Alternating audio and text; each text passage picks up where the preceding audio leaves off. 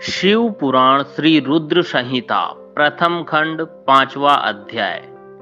नारद जी का शिव तीर्थों में भ्रमण व ब्रह्मा जी से प्रश्न। सूत जी बोले, महर्षियों, भगवान श्री हरि के अंतर्धान हो जाने पर मुनि श्रेष्ठ नारद शिवलिंगों का भक्ति पूर्वक दर्शन करने के लिए निकल गए। इस प्रकार भक्ति मुक्ति देने वाले अनेक शिवलिंगों के उन्होंने दर्शन किए। जब उन रुद्र गणों ने नारद जी को वहां देखा तो वे दोनों गण अपने शाप की मुक्ति के लिए उनके चरणों पर गिर पड़े और उनसे प्रार्थना करने लगे कि वे उनका उद्धार करें। नारद मुने, हम आपके अपराधी हैं। राजकुमारी श्रीमती के स्वयंवर में आपका मन माया से मोहित था।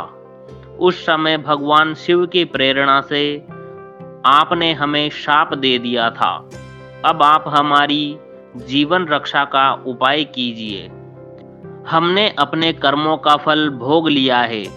कृपा कर हम पर प्रसन्न होकर हमें शाप मुक्त कीजिए। नारद जी ने कहा, हे रुद्रगणों, आप महादेव के गण हैं एवं सभी के लिए आदरणीय है। उस समय भगवान शिव की इच्छा से मेरी बुद्धि भ्रष्ट हो गई थी, इसलिए मोहवश मैंने आपको शाप दे दिया।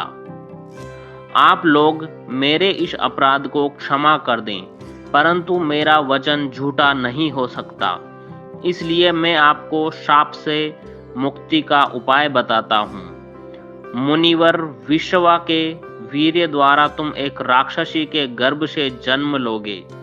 समस्त दिशाओं में रावण और कुंभकर्ण के नाम से प्रसिद्धि पाओगे। राक्षस राज का पद प्राप्त करोगे। तुम बलवान व वैभव से युक्त होवोगे। तुम्हारा प्रताप सभी लोकों में फैलेगा। समस्त ब्रह्मांड के राजा होकर भी भगवान शिव के परम भक्तों में होवोगे।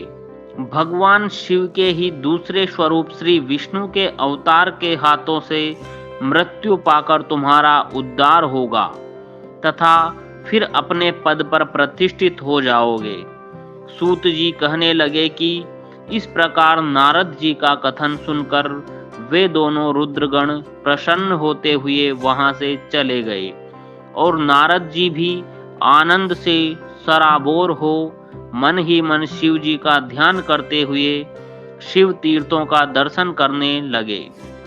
इसी प्रकार भ्रमण करते करते वे शिव की प्रिय नगरी काशीपुरी में पहुंचे और काशीनाथ का दर्शन कर उनकी पूजा उपासना की।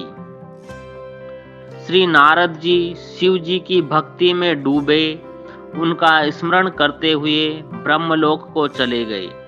वहां पहुंचकर उन्होंने ब्रह्मा जी को आदर पूर्वक नमस्कार किया और उनकी स्तुति करने लगे।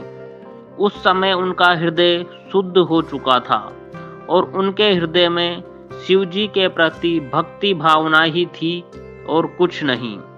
नारद जी बोले, हे पितामह, आप तो पर ब्रह्मा परमात्मा के स्वरूप को अच्छी प्रकार से जानते हो। आपकी कृपा से मैंने भगवान विष्णु के महात्म्य का ज्ञान प्राप्त किया है एवं भक्ति मार्ग, ज्ञान मार्ग, तपो मार्ग, दान मार्ग तथा तीर्थ मार्ग के बारे में जाना है, परंतु मैं शिव तत्व के ज्ञान को अभी तक नहीं जान पाया हूँ। मैं उनकी पूजा विधि को भी नहीं जानता हूँ। अतः अब मैं उनके बारे में सभी कुछ जानना चाहता हूँ।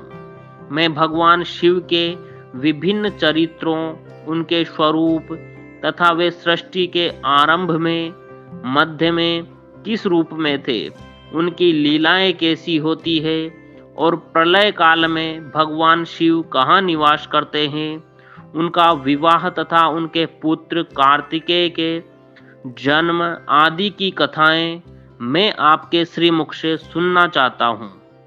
भगवान शिव कैसे प्रसन्न होते हैं और प्रसन्न होने पर क्या क्या प्रदान करते हैं, इस संपूर्ण वृत्तांत को मुझे बताने की कृपा करें। अपने पुत्र नारद की ये बातें सुनकर पितामह ब्रह्मा बहुत प्रसन्न हुए।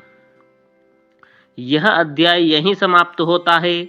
अगर आप चैनल पर पहली बार वीडियो देख रहे हैं तो चैनल को सब्सक्राइब करना ना भूलें। धन्यवाद। ओम नमः शिवाय।